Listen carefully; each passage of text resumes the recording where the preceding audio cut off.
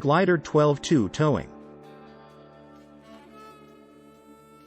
Let's talk about takeoff, the crucial moment when the glider and tow plane kick off their journey into the skies. Picture this. To take off smoothly, the pilot eases the throttle up in one swift motion. No room for accelerating and slowing down.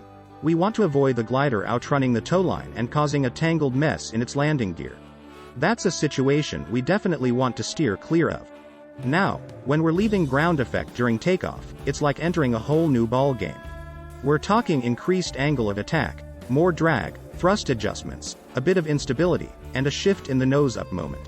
It's a delicate maneuver, and it emphasizes the need to hit that recommended lift-off speed before taking the plunge. Ground effect might make it seem like we can take off at a slower speed, but trust me, that's a tricky move that can result in a less than stellar initial climb. Usually, the glider takes off before the tow plane. The glider pilot handles any crosswind until the tow plane joins the airborne club. Here's where the tow pilot needs to be on high alert. If the glider climbs too high and starts lifting the tow plane's tail, it's time to consider hitting the release handle, letting the glider go and regaining control. Once we're airborne, it's time to establish a steady climb with the glider trailing right behind. Keep a constant ground track during the initial ascent. When we hit a safe altitude, a gentle turn can be thrown in to keep things on the right path. And when we're climbing, it's usually full throttle unless the pilot's operating handbook says otherwise. And the fuel or air mixture? Adjust it according to the pilot's operating handbook for max power. Each glider model comes with its own maximum aerodo speed, a speed that's often pretty close to the tow plane's minimum safe speed. Remember, these are maximum speeds, so plan to fly a bit slower while maintaining a safe tow plane speed. If you're towing a different glider model, get the lowdown from the glider pilot about the max speeds. Now, let's talk about some in-flight antics you might encounter during tow. Glider pilots might throw in maneuvers like boxing the wake. It's a little performance in the sky. The glider pilot usually signals their intentions, but tow pilots need to stay sharp for any surprise moves.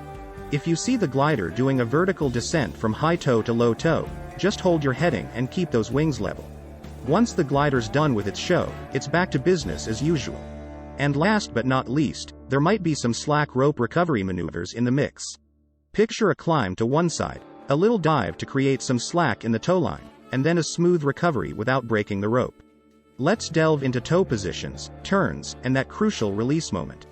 When it comes to glider tow positions, high tow is the usual go-to, but low tow might be pulled out for special occasions, like a cross-country tow. The goal? Keep that glider out of the tow plane's wake, avoiding any unwanted turbulence. Now, turns on tow are smooth, gentle and gradual. The glider aims to follow the tow plane's flight path, pointing its nose at the outside wingtip during a turn. Safety first, consider altitude, obstacles, and wind gradients. Approaching a thermal requires your full attention. The first glider in the thermal sets the turn direction, and everyone else better follow suit. The tow pilot plays a key role in positioning for a safe entry into the thermal. Keep an eye out for circling gliders and maintain a safe distance. Now, the release, a moment of coordination and communication. The glider pilot ensures the tow line isn't too slack before signaling the release.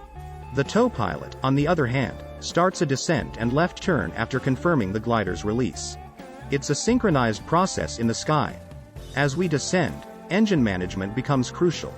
Gradual power reduction and conservative airspeeds are the name of the game. Keep things smooth, avoid abrupt changes, and prioritize collision avoidance. Develop descent corridors free of traffic to keep things safe. Approaching landing, the 200-foot tow line hangs behind at an angle. Adjust the tow plane's altitude to prevent any entanglements with obstacles. Briefings on airport obstructions and factors affecting altitude judgment are key. Now, landing with the tow line is not a hard no, but it comes with conditions. Clear obstructions, turf conditions, and a lengthy field are non-negotiables. In some situations, you might need to drop the tow line during a short approach. Define the drop area, brief ground personnel, and ensure a clear, safe zone. The presence of anyone in the drop area calls for an immediate go-around without dropping the tow line. Safety measures are always the top priority in these final moments.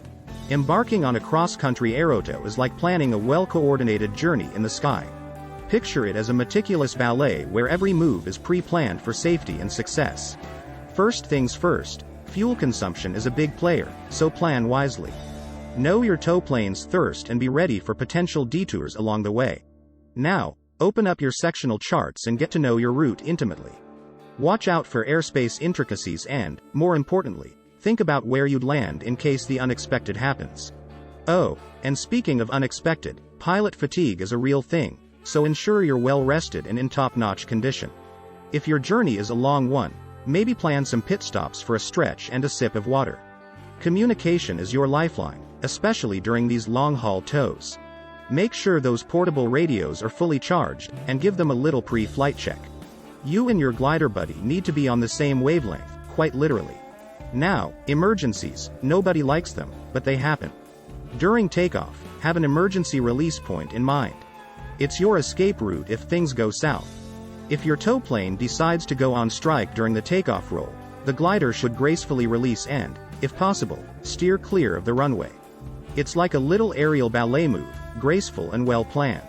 In the air, things can get a bit dicey too. Glider release is a critical maneuver.